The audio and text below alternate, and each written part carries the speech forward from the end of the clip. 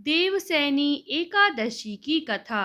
आषाढ़ मास के शुक्ल पक्ष की एकादशी को ही देवसैनी एकादशी के नाम से जाना जाता है। इसी एकादशी से चातुर्मास का आरंभ एकादशी से माना जाता है। इस अवधि के दौरान कोई भी शुभ कार्य जैसे विवाह आदि नहीं किया जाता। हिंदू धर्म की प्राचीन कथाओं के अनुसार इस दिन से भगवान विष्णु क्षीर सागर में शयन करते हैं और मेरे 4 माह बाद उन्हें उठाया जाता है। उस दिन को देव उठनी एकादशी कहा जाता है। इस बीच के अंतराल को चातुर्मास कहा जाता है। देवसैनी एकादशी को देवसैनी महा एकादशी, थोली एकादशी, हरि देवसैनी, पद्मनाभा, प्रबोधनी एकादशी भी कहा जाता है। देवसैनी एकादशी व्रत कथा। धर्मराज युधिष्ठिर बोले, हे केशव, आषाढ़ शुक्ल एकादशी का क्या नाम है? युधिष्ठिर जी पूछते हैं कि हे केशव, इस व्रत को किस विधि से करना चाहिए और इस व्रत के करने की विधि क्या है और किस देवता का पूजन किया जाता है? श्री कृष्ण कहने लगे कि हे युधिष्ठिर, जिस कथा को ब्रह्मा जी ने नारद जी से कहा था वही मैं तुमसे कहता हूँ। एक बार देव ऋषि नारद जी ने ब्रह्मा जी से इस एकादशी के बारे में जानने की उत्सुकता प्रकट की। तब ब्रह्मा जी ने उन्हें बताया, सतयुग में मंधाता नाम का एक चक्रवर्ती सम्राट राज्य करता था। उनके राज्य में प्रजा बहुत सुखी थी, लेकिन भविष्य में क्या होगा ये कोई नहीं जानता। उस राजा को इस बात का ज्ञान न था कि जल्दी ही उसके राज्य में एक बहुत भयंकर अकाल पड़ने वाला है। पूरे 3 वर्ष तक वर्षा न होने के कारण उसके राज्य में भयंकर अकाल पड़ा। इस अकाल ने चारों ओर हाहाकार मचा दिया। धार्मिक पक्ष के यज्ञ, हवन, पिंडदान, कथाव्रत आदि में कमी आ गई है। जब संकट हो तो जीवन की रुचि धर्म कर्म में कहाँ रह जाती है। लोग राजा के पास गए और अपना दुखड़ा रोया। राजा पहले से ही इस स्थिति से दुखी था। वे सोचने लगे कि मैंने कौन सा पाप किया जिसका दंड मुझे इस रूप में मिल रहा है। राजा और प्रजा दोनों बहुत ही परेशान थे। तब इस समस्या से छुटकारा पाने के लिए वे सभी राजा जंगल की ओर चल दिए। वहां घूमते घूमते एक दिन वह ब्रह्मा के पुत्र अंगिरा ऋषि के आश्रम में पहुंचे और उन्हें प्रणाम किया। ऋषिवर ने आशीर्वाद देकर कुशल क्षेम के बारे में पूछा। फिर वन में घूमकर उनके आश्रम में आने का प्रयोजन जानना चाहा। तब राजा ने अपने दोनों हाथ जोड़कर ऋषि से कहते हैं कि हे महात्मन, मैं सभी प्रकार से पालन कर रहा हूँ, इसके बाद भी मेरे राज्य पर अकाल पड़ रहा है। ऐसा होने की वजह क्या है? कृपया करके मुझे इसका समाधान बताएं।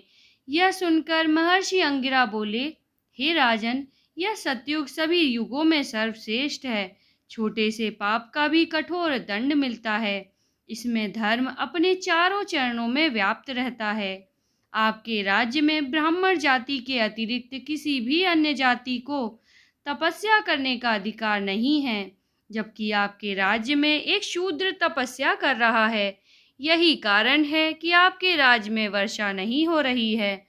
जब तक वह काल को प्राप्त नहीं होगा, तब तक यह दुर्भिक्ष शांत नहीं होगा। दुर्भिक्ष की शांति उसे मारने से ही संभव है। किंतु राजा का एक निरपराध शूद्र तपस्वी का शमन करने को तैयार नहीं हुआ। उन्होंने कहा, हे देव, मैं उस निरपराध को मार दूं, यह बात मेरा मन स्वीकार नहीं कर रहा है। कृपा करके आप कोई और उपाय बताएं। महर्षि अंगिरा ने बताया, आषाढ़ माह के शुक्ल पक्ष की एकादशी का व्रत करें। इस व्रत के प्रभाव से अवश्य ही वर्षा होगी। राजा अपने राज्य की राजधानी लौट आए और चारों वर्णों सहित पद्धा एकादशी का विधि पूर्वक व्रत किया। व्रत के प्रभाव से उनके राज्य में मूसलाधार वर्षा हुई और पूरा राज्य धन धान्य से परिपूर्ण हो गया। ब्रह्मा विवर्त पुराण में देवशयनी एकादशी के विशेष महात्म्य का वर्णन किया गया है। इस व्रत से प्राणी की समस्त मनोकामनाएं पूर्ण होती हैं। भगवान विष्णु कहाँ चले जाते हैं निद्रा लेने के लिए? कई लोग सोचते होंगे कि भगवान विष्णु फिर क्षीर सागर में सोने चले जाते हैं, परंतु वहाँ तो वे रहते ही हैं, तो फिर वहाँ जाने का कोई सवाल ही नहीं। तब फिर सोने कहाँ जाते हैं? महादानी राजा बलि के यहाँ 4 मास निवास करते हैं। भगवान विष्णु भगवान ने वामन रूप में बलि से 3 पग धरती मांगकर संपूर्ण धरती नाप दी थी। बाद में उन्होंने बाली से अमरता का आशीर्वाद देकर उसे पाताल लोक का राजा बनाकर वरदान मांगने को कहा था। अपने वरदान में बाली ने श्री हरि विष्णु से उनके यहाँ रहने का वरदान मांग लिया था। इसलिए प्रभु 4 माह बाली के यहाँ सोने चले जाते हैं। चतुर्मास वास्तव में सन्यासियों द्वारा समाज को मार्गदर्शन करने का समय है। आम आदमी इन 4 महीनों में अगर केवल सत्य ही बोले तो भी उसे अपने अंदर आध्यात्मिक प्रकाश दृष्टिगत होगा। इन 4 मासों में कोई भी मंगल कार्य जैसे विवाह, नवीन गृह प्रवेश आदि नहीं किया जाता है।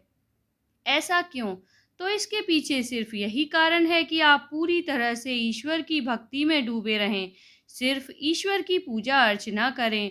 बदलते मौसम में जब शरीर में रोगों का मुकाबला करने की क्षमता अर्थात प्रतिरोधक शक्ति बहुत कम होती है, तब आध्यात्मिक शक्ति प्राप्ति के लिए व्रत करना, उपवास रखना और ईश्वर की आराधना करना अत्यंत लाभदायक माना जाता है। वास्तव में यह वे दिन होते हैं जब चारों तरफ नकारात्मक शक्तियों का प्रभाव बढ़ने लगता है और शुभ शक्तियां कमजोर पड़ने लगती हैं। ऐसे में जरूरी होता है कि देव पूजन द्वारा शुभ शक्तियों को जागृत रखा जाए। देव प्रबोधिनी एकादशी से देवता के उठने के साथ ही शुभ शक्तियां प्रभावी हो जाती हैं और नकारात्मक शक्तियां क्षीण होने लगती हैं। देवशयनी एकादशी के दिन भगवान श्री हरि विष्णु क्षीर सागर में योग निद्रा में जाते हैं, इसलिए अगले 4 महीने तक कोई भी शुभ कार्य वर्जित हो जाते हैं। इसे चतुर्मास कहते हैं। भगवान विष्णु देव उठनी एकादशी के दिन निद्रा से जागते हैं। पूजन से लाभ देवशयनी एकादशी व्रत करने और इस दिन भगवान श्री हरि की विधिवत पूजन से सभी प्रकार के पापों का नाश होता है, सारी परेशानियां खत्म हो जाती हैं, मन शुद्ध हो जाता है, सभी विकार दूर हो जाते हैं, दुर्घटनाओं के योग टल जाते हैं। देवशयनी एकादशी के बाद शरीर और मन तक नवीन हो जाता है।